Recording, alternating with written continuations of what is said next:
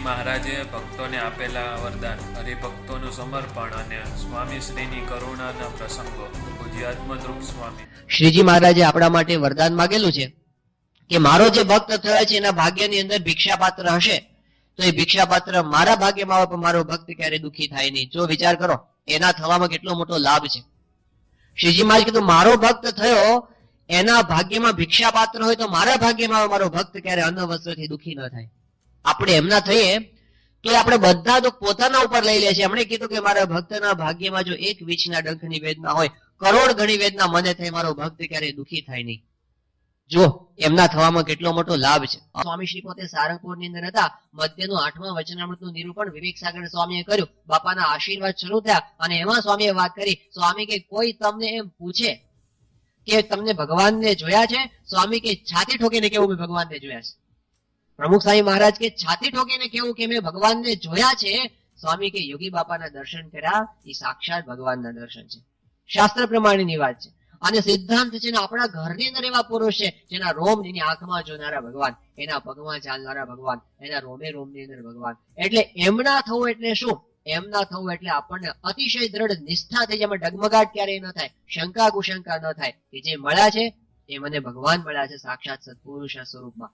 આ નિષ્ઠા આપણને થઈ જાય. આ નિષ્ઠાનું જો ડાયરેક્ટ રિઝલ્ટ કોઈ હોય ને, એનું પરિણામ, નિષ્ઠા તેનું પરિણામ શું? તો ડાયરેક્ટ રિઝલ્ટ એનું હોય તો શું છે?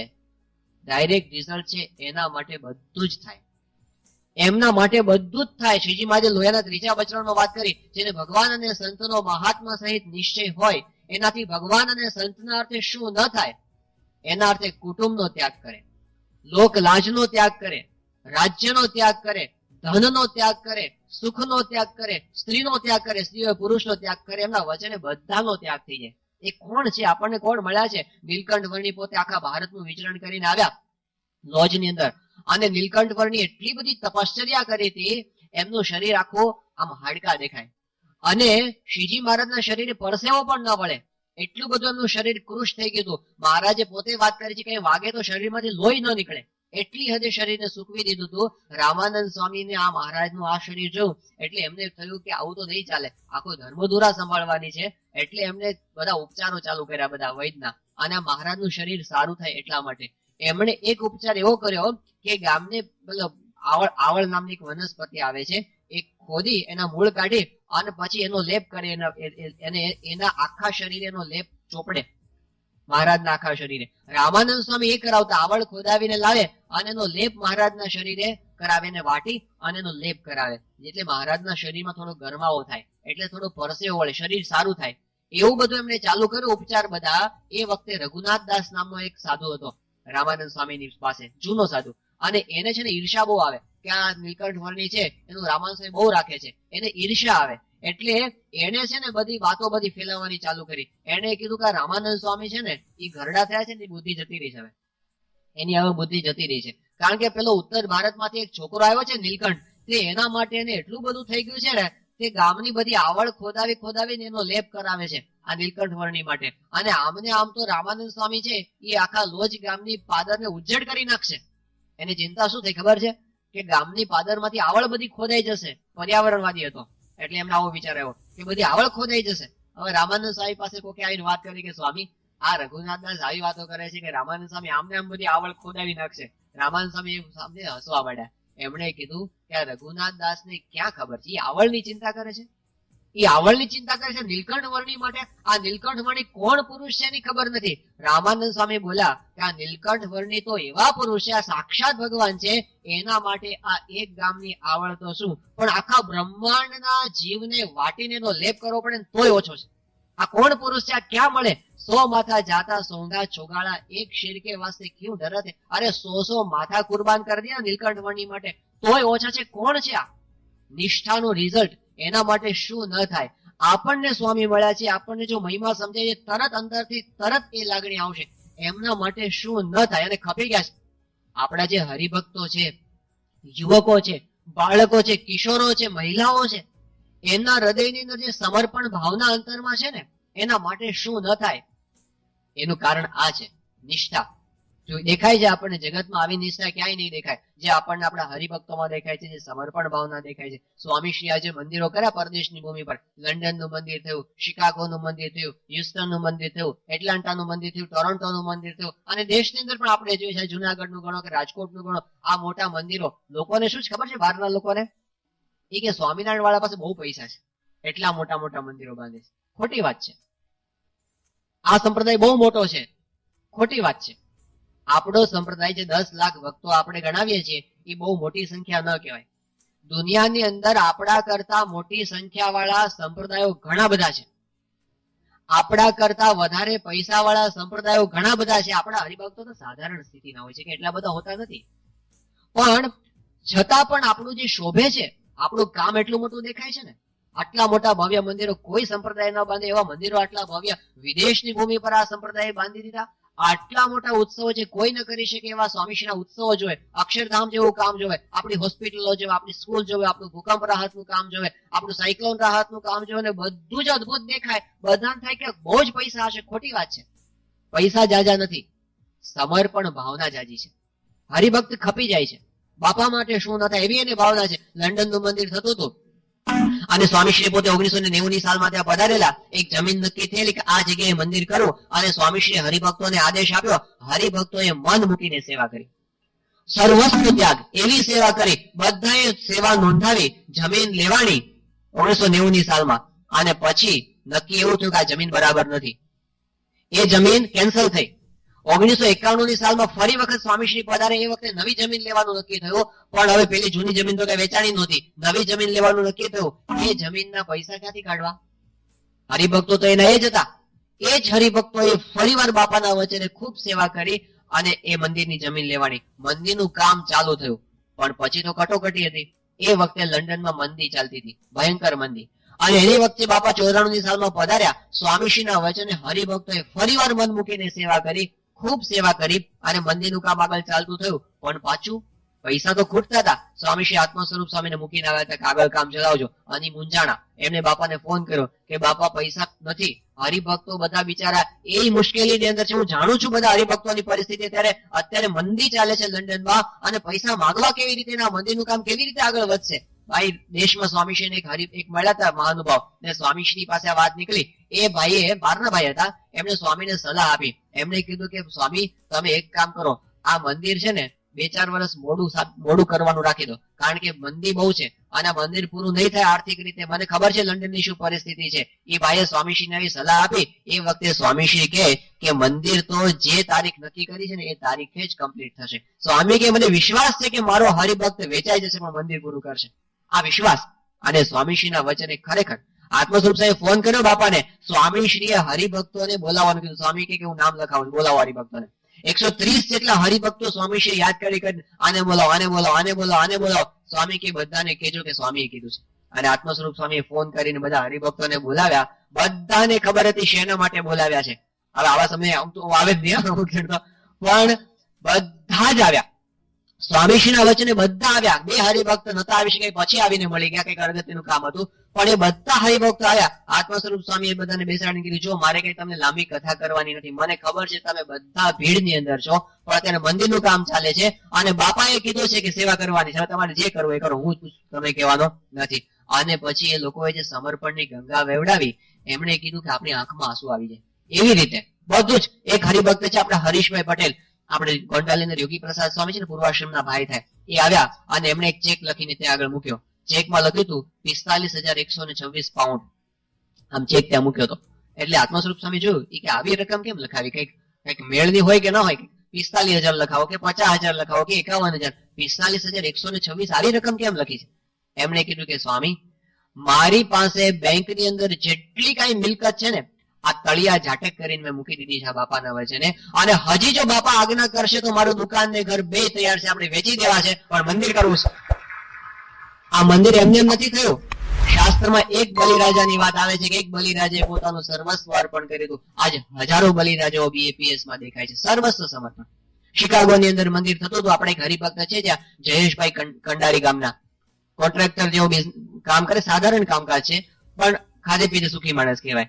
અને સ્વામીશ્રી જયારે ત્યાં પધાર્યા હતા 298 સાલમાં સ્વામી પધાર્યા એટલે શિલાન્યાસ થયો અને પછી મંદિરનું કામકાજ ચાલુ થયું. અને આ બાજુ શિકાગોમાં બધા બ્લુ કોલર જોબ વાળા છે, બધા સાધારણ સ્થિતિના હરિભક્તો, કોઈ મિલિયનેર નહીં, એવી સ્થિતિ વાળા બધા, અને મંદિરનું કામ મોટું. કેવી રીતે થાય આગળ?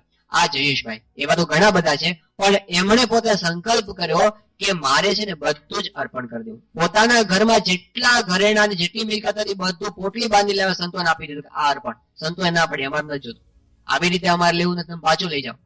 અને એમને પાછા મોકલ્યા. એ હરિભક્તે કોઈને ખબર ન પડે એમ એકાઉન્ટ ઓફિસમાં જમા કરાવી દીધા, સંતોને પણ ખબર ન પડે, બધું આપી દીધું એને. અને એને એવો સંકલ્પ કર્યો કે જ્યાં સુધી મંદિર પૂરું ન થાય અને મંદિર ઉપર શિખર ન ચડે, શિખર ઉપર કળશ ન ચડે, કળશ ઉપર ધજાદંડ ન ચડે ને, જ્યાં સુધી મંદિરની ધજા ફરકતી ન થાય ત્યાં સુધી મારા નામે બેંકની અંદર એક પણ પૈસો બેલેન્સમાં રાખીશ નહીં. જેટલું કમાય એટલું બધું આપી દે. ઘરમાં કાર્પેટ પણ નહોતી, ઘરમાં ફર્નિચર નહોતું, નીચે સુતા હતા, પણ જે કમાય એ બધું ભગવાનને અર્પણ. આવી રીતે આ વખતે સ્વામીશ્રી ટોરોન્ટો મંદિરની પ્રતિષ્ઠા કરી. ત્યાં સમર્પણ એમના માટે એમના થયા છે. જો એનું લક્ષણ શું છે તો ત્યાં આપણા હરિભક્ત એક થી એક ચડ્યા હતા. એક બીજા એક હરિભક્ત છે ટક્સીરોના, એમના નામે જયેશ છે. હવે એમણે ત્યાં એ પોતે કમાય છે, સારું કમાય છે, એન્જિનિયર છે. હવે એમણે પોતે 2004ની સાલમાં મંદિરનું બાંધકામ ચાલુ થયું ત્યારથી સંકલ્પ કર્યો આપણે સર્વસ્વ સમર્પણ કરવું. એમણે આ 2007ની સાલમાં જયારે પ્રતિષ્ઠા થઈ એટલી એવી રીતે પોતે જીવ્યા પોતાના ઘરની અંદર કે આખા 4 વર્ષની અંદર પોતાના માટે એને ખાલી $922 ખર્ચો કર્યો. $922 ખર્ચો કર્યો. એવી રીતે પોતે જીવ્યા. નવું કપડું નહીં, નવા શૂઝ નહીં, કાંઈ જ નહીં. અને મંદિરની અંદર ઠાકોરજીને $75,000 અર્પણ કર્યા. એને બધું અર્પણ. એમના માટે શું ન થાય. આપણે એક હરિભક્ત છે ત્યાં એડિસનની અંદર ભરતભાઈ પટેલ કરીને લીંગડા ગામના છે, આગળ પડતા કાર્યકર છે, છાત્રાલયની અંદર ભણેલા, ત્યાં દિલ્હીની અંદર પધારેલા 2005ની સાલમાં. અને સ્વામીશ્રી પાસે પરિચય અપાતો હતો બધા કાર્યકરોનો. અને એમાં યજ્ઞવલ્લભ સ્વામીએ પરિચય આપ્યો. એમણે કીધું કે સ્વામી આપણા હરિભક્ત છે ભરતભાઈ પટેલ, અને એની ફાર્મસીની સારી દુકાનો ચાલે છે ત્યાં આગળ અમેરિકાની અંદર, અને બહુ જ સેવા કરે છે. એમણે કીધું કે સ્વામી એ પોતે મારું બધું કામ એ સંભાળી. કીધું 80% ટાઈમ એ પોતે મંદિરની અંદર રાખે છે, કાઢે છે. 80% સમયનો ધર્માદો કાઢે છે, એવું યજ્ઞવલ્લભ સ્વામી બોલ્યા. એટલે એ વખતે ત્યાં પેલા જે સ્વામીશ્રી પોતે સાંભળ્યું. સ્વામી કે સોરી 90% એ કે 90% સમયનો ધર્માદો કાઢે. એટલે સ્વામીશ્રીએ કીધું કે 90% આવકનો ધર્માદો કાઢે? સ્વામી એવું પૂછ્યું, 90% આવકનો ધર્માદો? એટલે યજ્ઞવલ્લભ કે ના બાપા, આવકનો નહીં, સમયનો ધર્માદો 90% કાઢે છે. હવે વાત તો પૂરી થઈ ગઈ. એ બાપા પાસે આવ્યા છેલ્લે પગે લાગવા માટે. એમણે કીધું કે સ્વામી હું આજથી સંકલ્પ કરું છું કે મારી જેટલી આવક છે હું 90% ધર્માદો હું મંદિર મારું પણ કરીશ. બાપા કે ના ના, પણ એવું શું જરૂર છે? સ્વામી કે ના સ્વામી, એક વખત આપના મોઢેથી એવું નીકળી ગયું છે ને, આપના મોઢેથી ભલે એમને એમ નીકળી ગયું હોય, પણ આજથી એવું સંકલ્પ જેટલું કમાય છે 90% હું ઠાકોરજીને અર્પણ કરીશ. છે કોઈ દુનિયામાં આવા ભક્તો તો વાતો થાય, ટીલા ટપકા તાણનારા હોય, માળાએ ફેરવતા હોય, મંદિરે જતા હોય, પણ સર્વસ્વ સમર્પણ. એમણે કીધું સ્વામી એની સારી દુકાનો ચાલે છે. આશ્ચર્યની વાત એ છે કે જેમ જેમ સમર્પણ કરે છે એનો ધંધો વધતો જાય છે આગળ. એ પોતે ખૂબ કમાવા માંડ્યા. વધતું કે એનું એ સમયનો ધર્માદો કાઢે, આવકનો ધર્માદો કાઢે, છતાં એનું એક બાજુ વધતું જાય છે. પણ આવા હરિભક્ત આવી હિંમત ચાલે? એકવાર બોલવાની તું કમાય છે 90% કરે છે, એ કરે છે. આજની તારીખે ચાલુ છે, જીવશે ત્યાં સુધી કરશે. આવા સમર્પિત ભક્તો શું ન થાય એના માટે આવા તો હજારોની સંખ્યામાં છે, દેશમાં પણ છે અને પરદેશની અંદર પણ છે. પણ કહેવાનો મતલબ એ છે કે એમના થયા એટલે એમના માટે કંઈક કરી છૂટવાની ભાવના, સમર્પણની ભાવના જે જાગે ને એ, જો કે બાપા પોતે એનું રાખતા હોય છે પાછા, એ પણ અનુભવ છે. જે એમના માટે ઘસાય છે, એમના માટે કંઈક કરે છે, એને સ્વામીશ્રી ક્યારે રખડતો છોડતા નથી. એને સ્વામીશ્રી હમણાં આ વખતે ત્યાં પરદેશની અંદર બાપા એડિસનની અંદર, અને એ વખતે સ્વામીશ્રી પાસે રિપોર્ટિંગ થતું. એમાં ડેલાવર એક મંડળ છે, ત્યાંથી થોડુંક દૂર થાય એડિસન થી. તો એના સત્સંગ મંડળના બધા કાર્યકરો બેઠા હતા અને બાપા પાસે બધું રિપોર્ટિંગ કરાતું હતું.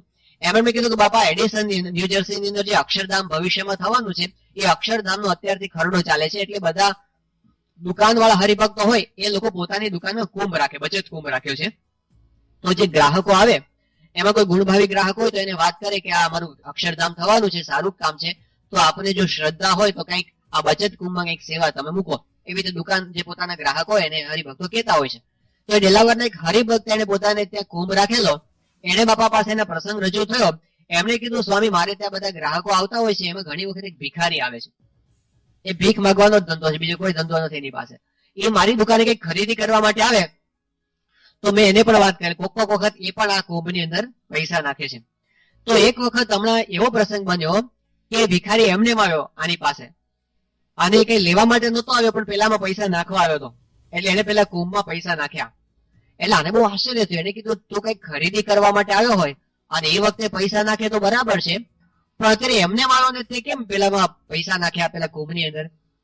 એ વખતે પેલો ભિખારી બોલો, એક ધોળી ત્યાંનો માણસ હતો, એને કીધું, સોરી કાળિયો હતો ત્યાંનો હતો, એને કીધું કે મને અનુભવ એવો છે સાહેબ કે હું જયારે આની અંદર કઈક પૈસા નાખું છું ને ત્યારે મારો ધંધો સારો ચાલે છે. આ બે ભિખારીનો અનુભવ છે. હા હા, યોગી બાબા કે દેના બેંક છે લેના બેંક નથી, એ આપવા બેઠા છે. હમણાં સારંગપુરની અંદર એક હરિભક્ત આવે છે, હિંમતભાઈ નામ છે એનું, સુરતના હરિભક્ત છે. દર પૂનમે બાપા જ્યાં હોય ત્યાં દર્શન કરવા માટે, ભારતમાં જ્યાં હોય ત્યાં દર્શન કરવા માટે જાય છે 22 વર્ષથી. અને બહુ સારી એવી એમની બહુ સારો બિઝનેસ ચાલે છે, સુરતમાં ચાલે છે, મુંબઈમાં ચાલે છે, અને બહુ સુખી માણસ. પણ એમણે વાત કરી કે સ્વામી આ જે કાંઈ છે ને એ બધું બાપાની કૃપા છે, હું તો ખાલી સાયકલ ઉપર હીરા ઘસવા માટે જતો હતો. પણ આ જે થયું ને, એમણે વાત કરી કેવી રીતે થયું. એમણે કીધું કે જયારે મંદિર થતું હતું ને એ વખતે બધી લખણી થતી હતી, તો મને બધા આ લાભુભાઈ પાટીલ ને બધાના મિત્રો એ મને બાપા પાસે ખેંચી ગયા, અને એ વખતે મારું ગજુ તો હતું નહીં, પણ સ્વામીશ્રી પાસે લોકો રજૂઆત કરીને બાપાના વચને મેં 1 લાખ રૂપિયાની સેવા નોંધાવી છે. મારા માટે બહુ જ મોટી સેવા હતી, હું પહોંચી વળમ હતું જ નહીં, પણ મેં હિંમત કરીને સ્વામીના વચને કરાવી દીધી, 1 લાખની સેવા નોંધાવી દીધી. પછી મહિનાઓ પસાર થઈ ગયા, એ જ વખતે મંદી આવી, મારું કારખાનું બંધ પડી ગયું, અને એક બાજુ આર્થિક કટોકટી આવી ગઈ. હું એમાંથી 20,000 રૂપિયા આપી શક્યો. મહિનાઓ પસાર થઈ ગયા પણ મારાથી પૈસા અપાય નહીં. અને બાપા પોતે ફરી વાર સુરતમાં જયારે આવ્યા, હું સ્વામીશ્રી પાસે વાત કરી કે બાપા મહિનાઓ પસાર થઈ ગયા, આ 20,000 રૂપિયા જ મારાથી અપાયા છે, બાકીના પૈસા હું આપી શક્યો નથી, તો મને બહુ મૂંઝવણ થાય છે. સ્વામી કે મૂંઝાવાનું નહીં, આ દિવાળી પહેલા આપી દેજો. હવે એ તો મૂંઝવણ છે, કેવી રીતે આપો? દિવાળી ખાલી 3 મહિનાની વાર, આને કે આપી દેજો. કેવી રીતે આપવા? એમણે કીધું કે મેં વચન અધ્ધર ઝીલી લીધું, મારી પાસે પૈસા તો હતા જ નહીં. બહુ મહેનત કરી હરખું કરવા માટે. દિવાળીને 3 દિવસની વાર, ધનતેરસનો દિવસ આવ્યો, હું એક પણ પૈસો આપી શક્યો નહોતો. એવે વખતે હું બજારની અંદર ગયો, મારે રોજ ખાવાના પૈસા ભેગા કરવાના સાથે ઘર વ્યવહાર માંડ ચાલતો હતો. એવે સમય બજારમાં ગયો, મેં 80,000 રૂપિયા વ્યાજે લીધા. 80,000 રૂપિયા વ્યાજે લઈને ઠાકોરજીના રૂપિયા દિવાળી પહેલા બાપા આપણને કીધું હતું, મેં ધનતેરસે આપી દીધા 80,000 રૂપિયા, અને એ આપ્યા, અને દિવાળીથી મારું પાનું બદલાણું એ બદલાણું. આ જે કઈ વિકાસ દેખાય છે ને બાપાની કૃપાથી છે, થાય છે. એ કોઈનું લેવા બેઠા નથી, પણ આવી રીતે હિંમત જાગવી કે સ્વામીશ્રીના વચને બધું જ આપી દેવું અને એમને રાજી કરી નાખવા. પણ એમના થયા એટલે એમના માટે શું ન થાય એ ભાવના આપણા એક એક હરિભક્તની નથી. સ્વામીશ્રી 1998ની સાલમાં ત્યાં પધારેલા અમેરિકાના, અને એ વખતે બાપાને બાયપાસ સર્જરી કરાવીને બાપા 1.5 મહિના સુધી વેસ્ટચેસ્ટરની અંદર આપણે એક હરિભક્ત છે ડોક્ટર મહેન્દ્રભાઈ, એના ઘરે બાપાને રોકાવાનું થયું હતું. એ મહેન્દ્રભાઈના ભાઈ છે મધુસૂદનભાઈ, એનો નાનો દીકરો યોગી, અરે અક્ષર. એ રોજ એ વખતે 8 વર્ષની ઉંમરનો હતો, બાપા પાસે રોજ આવે અને સ્વામીશ્રી રોજ એને આશીર્વાદ આપે, રોજ ખાલી એટલું કઈ વાતચીત બીજી કઈ નહીં, પણ એને સ્વામીશ્રી સાથે પ્રેમ થઈ ગયો. જો પ્રેમ, 1.5 મહિનો સ્વામીશ્રી રોકાણા. હવે આ છોકરાને એવી ટેવ રોજનું 4 કલાક 5 કલાક ટેલિવિઝન જોવા જોઈએ. એના મા બાપ સમજાવે પણ ટીવી છોડી શકે નહીં. એ છોકરો 8 વર્ષની ઉંમરે એટલો બધો એડિક્ટ, એટલો બધો વ્યસની હતો ટેલિવિઝનનો. છેલ્લે દિવસે સ્વામીશ્રી નીકળવાના હતા, અને એ વખતે બાળક સ્વામીશ્રીને પગે લાગવા માટે આવ્યો, અને સ્વામી એનો હાથ પકડ્યો. સ્વામી કે અક્ષર, અમને એક પ્રોમિસ આપીશ? એટલે કે બાપા બોલો શું પ્રોમિસ જોઈએ છે? સ્વામી કે હવેથી ટીવી નહીં જોવાનું, બંધ. અને એ છોકરાએ બાપા પાસે પ્રતિજ્ઞા કરી, બાપા પ્રોમિસ, હવે પછી જિંદગીમાં ક્યારે ટેલિવિઝન જોઈશ નહીં. અને એની જે અસર તે છોકરો, આપણે નાનો બાળક બોલી જાય, 8 વર્ષનો છોકરો આજે કાલ બોલી જાય, કાલ ટીવી જોવા માટે, એવું નહીં. જો વચનની કિંમત. અને એ છોકરાએ પ્રતિજ્ઞા કરી નહીં જોવું. 2001ની સાલમાં વર્લ્ડ ટ્રેડ સેન્ટર તૂટ્યું ને, હા પેલા ટ્વિન ટાવર્સ, હા પેલો આતંકવાદી હુમલો થઈને તૂટ્યું, ઘણા બધા આમાંથી જોયું પણ હશે ટેલિવિઝન ઉપર, પેલું આમ પ્લેન અથડાઈને તૂટ્યું. એની સ્કૂલની અંદર એના ટીચરે એને એસે નિબંધ લખવા માટે આપ્યો કે વર્લ્ડ ટ્રેડ સેન્ટર પરના હુમલા ઉપર તમારે નિબંધ લખવાનો છે, અને નિબંધમાં ટેલિવિઝનમાંથી બધી વિગતો તમારે ન્યૂઝ પર સાંભળવાની પછી લખવાની. હવે એને તો ટેલિવિઝનનો નિયમ હતો, એ કેવી રીતે જોઈ શકે ટીવી? હોમવર્ક કરવાનું હતું. એટલે એને શું કર્યું, ટેલિવિઝન સ્વિચ ઓન કરી અને ઊંધો ફરીને બેઠો, ન્યૂઝ સાંભળે અને એની અંદર પેલો પ્લેન નો અવાજ સંભળાય, ધડાકો સંભળાય, એને ઈચ્છા થઈ જાય, જોઈ લો, આમ ઈચ્છા થઈ જાય કે કેવું આમ દેખાય છે, આમ પ્લેન અથડાઈને કેવી રીતે તૂટે છે બિલ્ડિંગ, ઈચ્છા થઈ જાય. આખી દુનિયાએ જોયું હતું, એ છોકરાએ જોયું નહીં. એને કીધું નહીં, બાપાને પ્રોમિસ આપ્યું છે આપણાથી જોવાય નહીં. અને એને ન જોયું, નજર કરીને પાછળ ન જોયું, આટલું જ જોવાનું હતું પણ ન જોયું. વચનની કિંમત કે આપણે બાપાને પ્રોમિસ આપ્યું છે. પ્રેમ, તો પ્રેમની આ કિંમત છે કે એના માટે નિયમો પડાય. ગમે તેવા સ્થાનની અંદર ગયા હોય તો એની આજ્ઞા આપણે પાળી શકીએ. આ નિયમ આપણે પાળી શકાય ક્યારે થાય? એમના પ્રત્યે પ્રેમ હોય તો. તો આ બીજી વસ્તુ છે. આપણે ટૂંકમાં આગળ જઈએ છીએ. અને એમના પ્રત્યે પ્રેમ હોય ને તો આપણને સતત એનો વિચાર રહ્યા કરે. એમના માટે આપણે એમને રાજી, એમનું સ્વાસ્થ્ય સારું રહે, એમના માટે આપણે કંઈક કરી નાખીએ. સ્વામીશ્રી પોતે 1998 માં ત્યાં બાયપાસ સર્જરી હતી બાપાની, અને એ વખતે આખી દુનિયામાં બધી ખબર પડી કે આમાંથી પણ ઘણા અનુભવો છે. બધા મંદિરમાં પ્રાર્થના થતી હતી, બધા જ BAPS ના મંદિરોમાં ધૂન થતી હતી. લેનોક્સ હોસ્પિટલ 100 વર્ષ કરતા જૂની હોસ્પિટલ છે.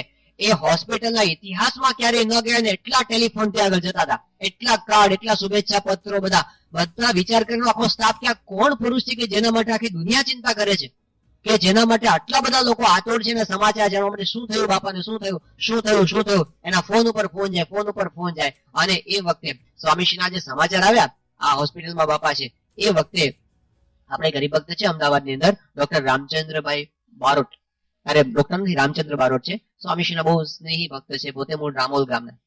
હવે એમને સમાચાર મળ્યા કે મંદિરની અંદર ધૂન રાખી છે ને આપણે ધૂનમાં પહોંચવાનું છે. એ મંદિરે જવા માટે ગાડીમાં નીકળ્યા અને એને સતત વિચાર કે બાપાની બાયપાસ સર્જરી કરવાની છે, શું થશે? જો પ્રેમ. હવે રામચંદ્રભાઈને આખી દુનિયામાં જો સૌથી કોઈ વાલી વસ્તુ હોય ને તો આઈસ્ક્રીમ. એને વાત કરી કે હું કોઈ પણ કામ માટે, હું મારા ધંધાના કે વ્યવહારના કામ માટે પણ કોઈ પણ સિટીમાં જાઉં ને પેલા આઈસ્ક્રીમની દુકાન ગોતું, અને 3-4 પ્લેટ આઈસ્ક્રીમ ના ખાઉં ત્યાં સુધી મને નિરાશ ના થાય. અને મારાથી એક અઠવાડિયું તો ખાલી જાય જ નહીં, એટલો બધો આઈસ્ક્રીમ એમને વાલો.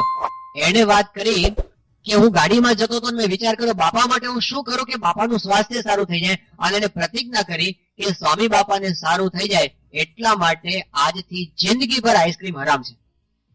ત્યાગ, એના માટે એમણે ત્યાગ કરી દીધો, સ્વામીશ્રીને સારું થઈ જાય એટલા માટે પ્રતિજ્ઞા કરી એમણે.